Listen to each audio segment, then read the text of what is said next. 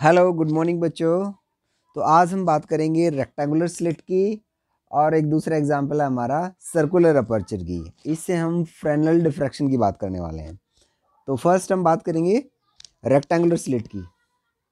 Rectangular slit जैसे कि नाम सजेस्ट कर रहा है, एक स्लिट है, रेक्टेंगुलर है, तो मैं इसको ऐसे ले लेता हूँ, ABCD उसके कॉर्नर्स हैं और लाइट इसमें ऐसे ऊपर से शाइन हो रही है, राइट। डॉट अगर मैं बना रहा हूँ ऊपर से शाइन हो रही है, तो मैं इसको ऐसे ना बना के ऑन पेपर अगर मुझे बनाना है इसको, तो इस तरह से मार्क करने वाला है इसको AB। अगर मैं वर्टिकल डायरेक्शन में AB दिख रहा है तो CD मेरा हॉरिजॉन्टल डायरेक्शन में हो जाएगा इसी हिसाब से।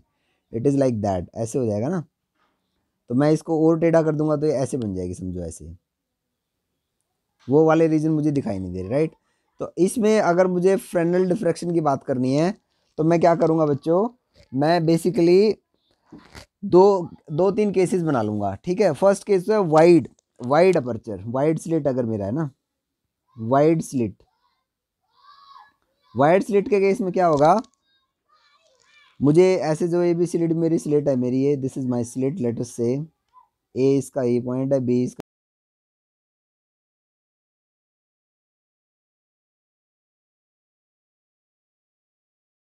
पॉइंट P जैसे सेंटर पॉइंट के कॉरस्पॉन्ड कर रहा है, और मेरा पॉइंट O, सॉरी ये O है, ये O डैश है, ये यहाँ पर कोई O डबल डैश है। तो इन सब पॉइंट्स पे हम बात करने वाले हैं। तो ये पॉइंट P पे है, जैसे O डैश के लिए अगर मैं यहाँ पॉइंट लेता हूँ कोई, तो ये P डैश हो जाएगा, और इसके लिए कॉरस्पॉन्डिंग यहाँ पर कोई स्क्रीन पे पॉइंट बनेगा P डबल डैश। तो बेसिकली जैसे हमने ना रिजल्टेंट एम्पलीट्यूड जैसे लिखना ही सीखा हुआ है, वो बेसिकली क्या होता है R1 minus R2 plus R3 minus R4, इस तरह से सीरीज लिखेंगे, और उनका जो रिजल्टेंट एम्पलीट्यूड जो बनता है वो R1/2 बनता है। ये हमने बहुत पहले सीख लिया जब हम फ्रेनेल अजम्पशंस की बात कर रहे थे। तो अल्टीमेटली किसी भी पॉइंट P पे, जैसे हमने बनाया ना पॉइंट स्क्रीन के ऊपर, ये हमारा ओपनिंग है AB, ये वेव फ्रंट आ रहा है, यहाँ से सोर्स है हमारा। तो जैसे हमने बात की, ये पॉइंट सेंट्रल पॉइंट, जैसे पॉइंट P ये O पॉइंट को कॉरस्पॉन्ड कर रहा है, ये AB ओपनिंग है इसकी, A और B में रीजन में ओपन है, बाकी जगह ब्लॉक है। तो पॉइंट P के ऊपर डिपेंड करेगा कि number of half period zones हमारे अगर इवन है तो आपको मिनिमा दिखाई देगा, अगर ओड है तो आपको मैक्सिमा दिखाई देगा। इसी तरह कोई पॉइंट P डैश है, ये फॉर एग्जाम्पल, चलो ये थोड़ा ऊपर बन गया, ये O डैश के कॉरस्पॉन्डिंग P डैश पॉइंट है। तो यहाँ पर भी हम number of half period zones का कंट्रीब्यूशन देखेंगे।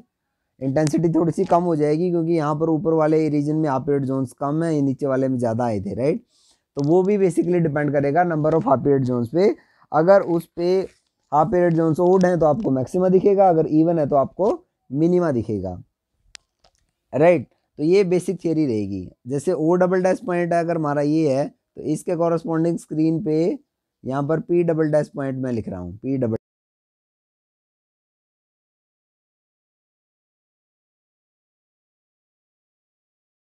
है, वो नीचे वाले रीजन से आ रहा है। इस रीजन से जो आ रहा है उसकी वजह से जो स्क्रीन के ऊपर पॉइंट बनेगा ना, इस पॉइंट पे थोड़ा ऊपर बनाना चाहिए था मुझे ये, यहाँ पे, क्योंकि देखो ये तो कट के जा रहा है ना ऊपर। O डबल डैश पॉइंट मेरा यहाँ पर है, O डबल डैश, तो नीचे वाले रीजन से ही लाइट पहुंचेगी, नीचे वाले रीजन के वेव फ्रंट के हाफ पीरियड जोन्स का कंट्रीब्यूशन जाएगा।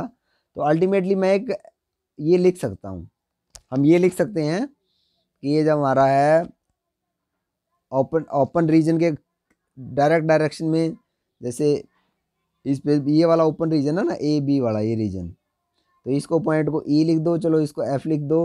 तो इस रीजन में जो आपका डिफ्रैक्शन पैटर्न होगा ना, E एंड F, तो इस रीजन में इस तरह से हो जाएगा। यहाँ पर इंटेंसिटी की थोड़ा परटर्बेशन और स्ट्रेट थोड़ा सा फिर परटर्बेशन और फिर ऐसे, मतलब इंटेंसिटी यहाँ तो ग्रेजुअली डिक्रीज कर जाएगी, यहाँ भी डिक्रीज कर जाएगी, क्योंकि हमने देखा कि ये वो रीजन है जहाँ पर ब्लॉक हो चुका है पीछे लाइट, और वेव फ्रंट जो है उनका कंट्रीब्यूशन कम हो जा रहा है। नेक्स्ट बच्चों हम बात करने वाले हैं नैरो स्लिट की। नैरो स्लिट में क्या है, बेसिकली नैरो स्लिट में ये हो रहा है कि जो आपके हाफ पीरियड जोन्स हैं वो भी अगेन उन्हीं चीज़ों पर डिपेंड करने वाले हैं। स्क्रीन पे number of half period zones odd हैं तो आपको मैक्सिमा दिखेगा, इवन है तो आपको मिनिमा दिखेगा। बट जो आपको यूनिफॉर्म इल्यूमिनेशन वाला रीजन जो था ना पीछे, जैसे हमने बात की है, ये वाला रीजन ये हट गया इस रीजन में से। अगर इस रीजन में से इसको हटा दोगे तो ये ऐसे जाके ऐसे जाके ऐसे ऐसे हो जाएगा, इस रीजन में, ये जैसे ये मेरा ए एंड एफ है, ये एफ है, तो यूनिफॉर्म एलिमिनेशन वाला रीजन में ये सुपरपोज कर जाएंगे वेव, जैसे वेव जो मैक्सिमम मिनिमा के पॉइंट है ना, तो वहां पर मैक्सिमा आ जाएगा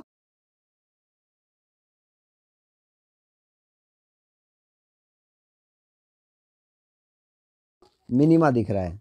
सिमिलरली अगर मैं स्लिट को वेरी नैरो कर दूंगा, very narrow, very narrow case में क्या होगा, अब जैसे अगर आपने स्लिट को इतना ही कम कर दिया कि इसमें एक ही वेव फ्रंट जा पाया, हाफ पीरियड जोन जा पाया, वेव फ्रंट का एक ही हाफ पीरियड जोन क्रॉस कर पाया, तो आपको यहाँ पर यूनिफॉर्म इल्यूमिनेशन दिखाई देगा। थोड़ा सा वाइड कर दोगे हल्का सा, तो इसमें आपको डिफ्रैक्शन पैटर्न दिखाई देना शुरू हो जाएगा।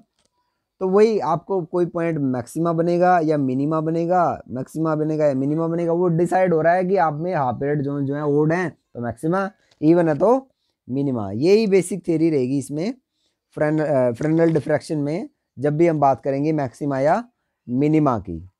I think this will make sense you. Okay, जो नेक्स्ट टॉपिक हमारा है, चलो उसको नेक्स्ट उसी एपिसोड में डालते हैं।